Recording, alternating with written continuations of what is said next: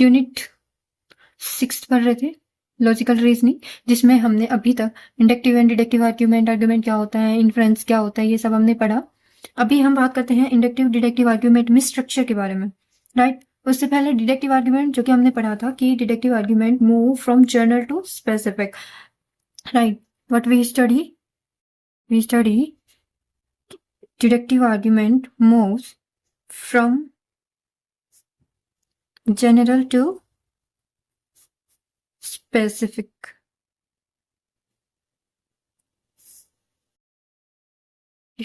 In deductive argument, if premises are true, the conclusion must be true.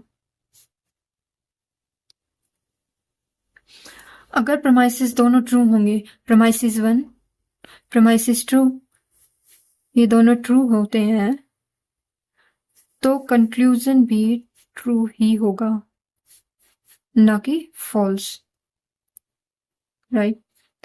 Next,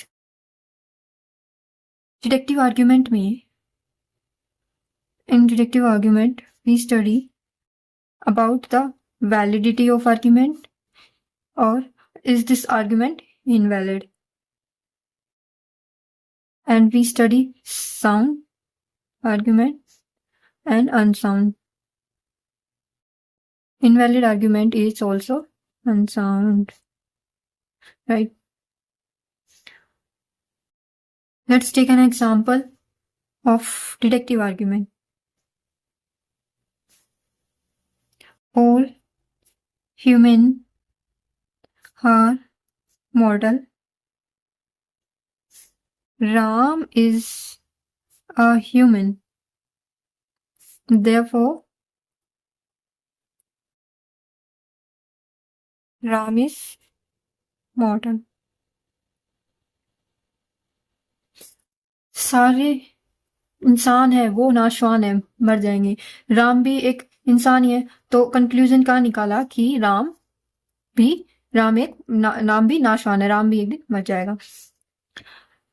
validity check करने के लिए, for the check, सबसे पहले के प्रेमाइसिस 1 ट्रू है, प्रेमाइसिस 2 भी ट्रू है, तो कंक्लूजन मस्ट बी ट्रू। ये 100% सर्टेनिटी पर चलते हैं इंडक्टिव,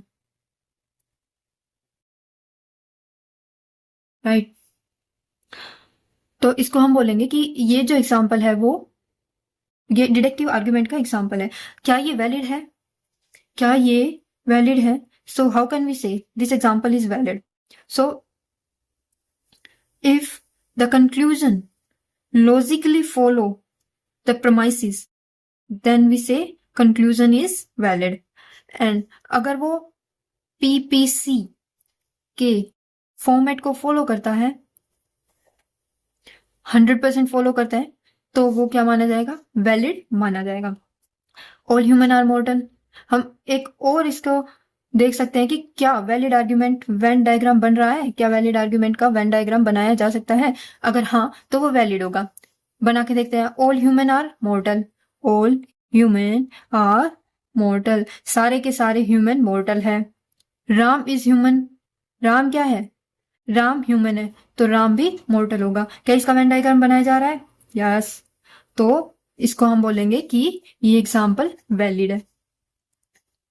वैलिड का पता चला। एक एग्जाम्पल और लेते हैं।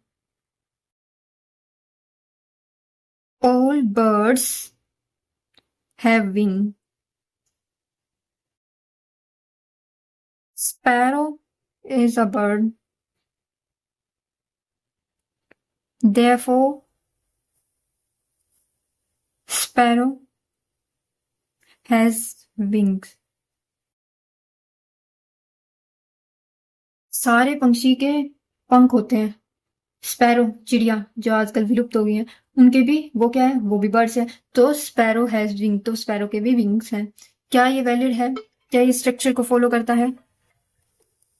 क्या ये स्ट्रक्चर को फॉलो करता है? यस और नो? यस कर रहा है, ट्रू भी है। Premises 1 is true, premises 2 is true, so conclusion is also true. Now क्या इसका वेन डायग्राम बनाया जा सकता है या नहीं? All birds have wing, all birds have wing, all birds have wing. Sparrow is bird, तो स्पैरो के भी पंख है, यस। तो इसको हम बोलेंगे कि ये आर्ग्यूमेंट वैलिड आर्ग्यूमेंट है। So we can say this is valid argument. Validity का पता चल गया। Now we talking about sound.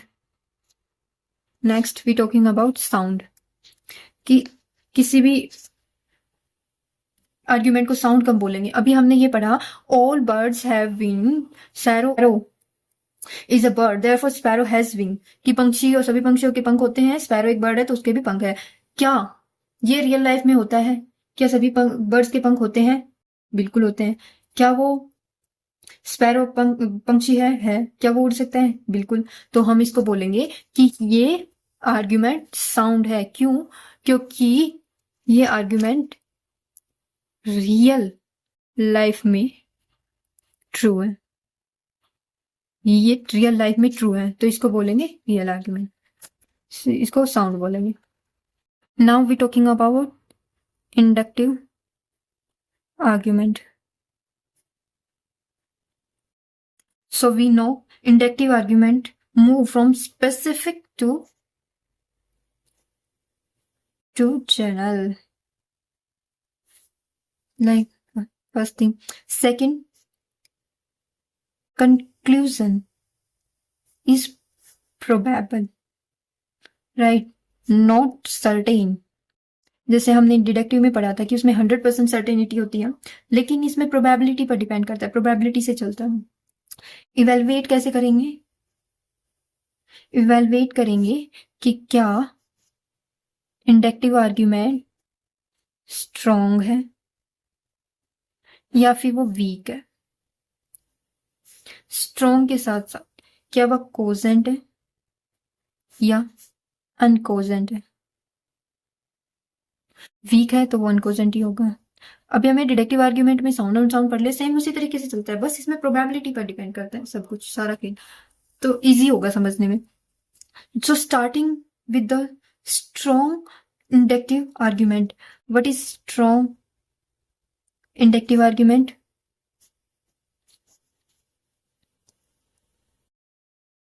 If premises give strong support to conclusion,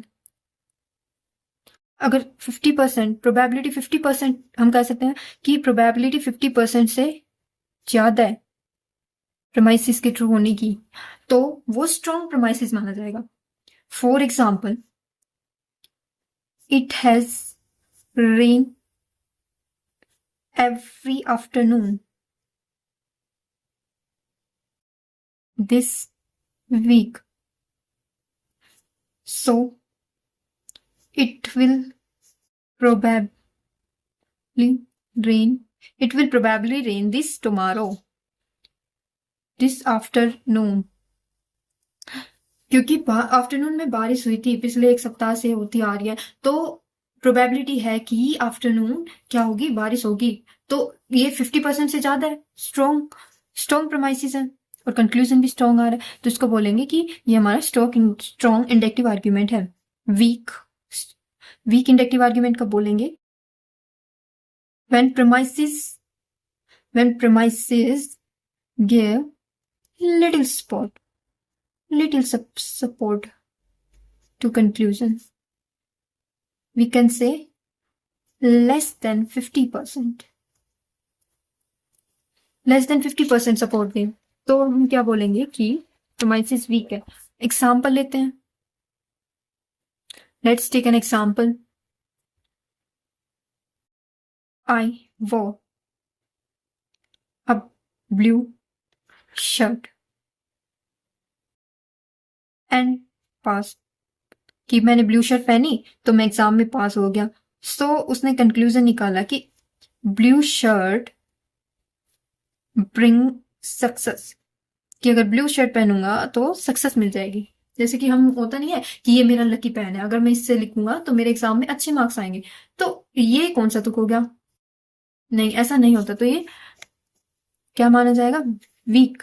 इसके होने की प्रोबेबिलिटी बिल्कुल लेस देन 50% है, बिल्कुल ही कम है, होने की प्रोबेबिलिटी लेस देन 50% है, तो इनको बोलेंगे हम weak argument. Now we talking about cogent argument. Third one is cogent argument. First तो क्या है, a strong inductive argument with true premises. Okay, साथ में कंक्लूजन हाईली प्रोबेबल।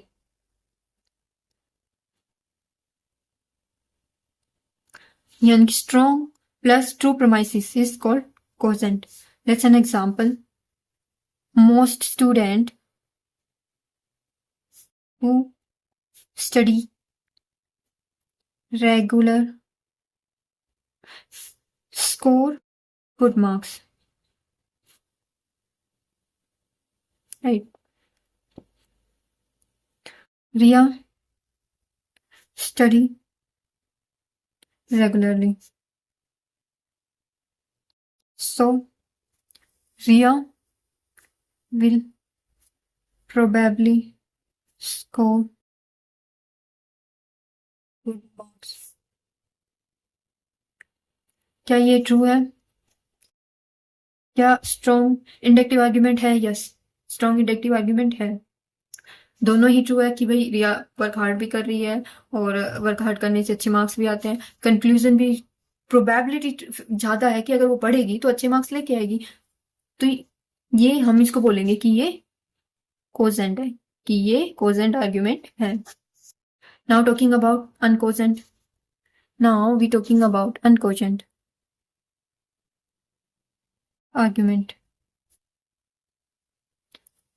हाँ, वीक इंडक्टिव आर्ग्यूमेंट, या तो वो फर्स्ट ऑफ ऑल वीक है तो हम बोल देंगे वो अनकोजेंट है। सेकेंडली, स्ट्रॉन्ग इंडक्टिव आर्ग्यूमेंट तो है लेकिन साथ में वन प्रमाइसिस फॉल्स है, वन प्रमाइसिस फॉल्स है।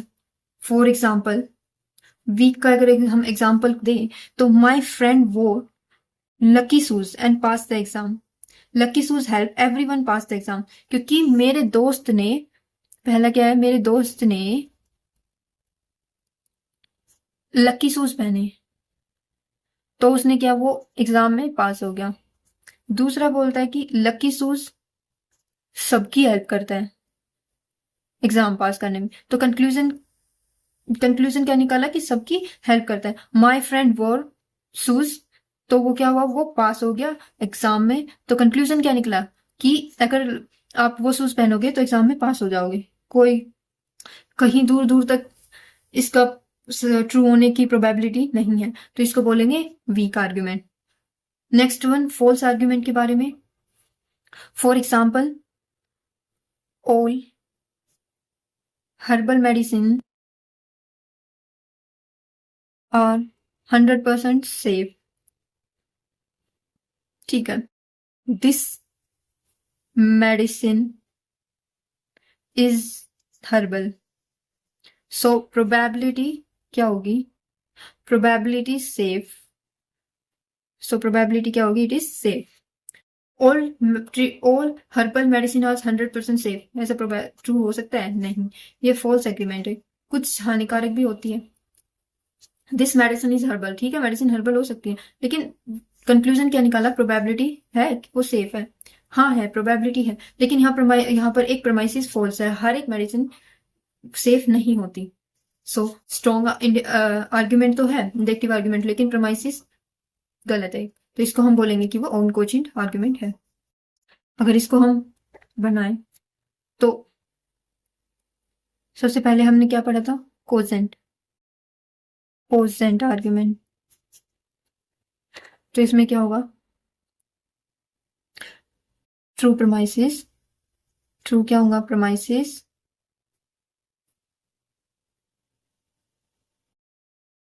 और कंक्लूजन हाईली प्रोबेबिलिटी ज्यादा है कि वो ठीक ही होगा।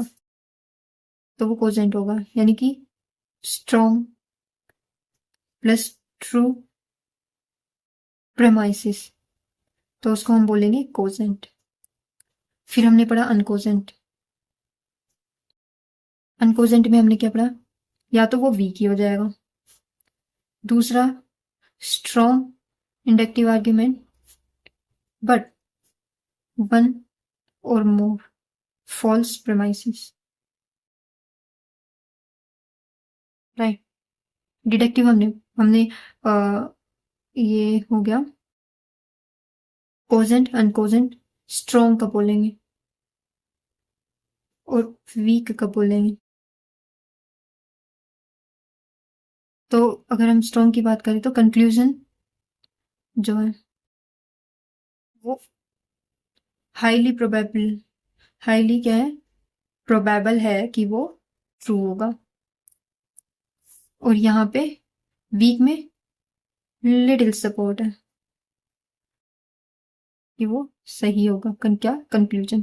तो this is all about logic, this is all about inductive and deductive argument का स्ट्रक्चर। आपको कोई भी डाउट हो तो कमेंट सेक्शन में जरूर बताइएगा। आज के लिए इतना ही। Thank you so much. Bye bye bye.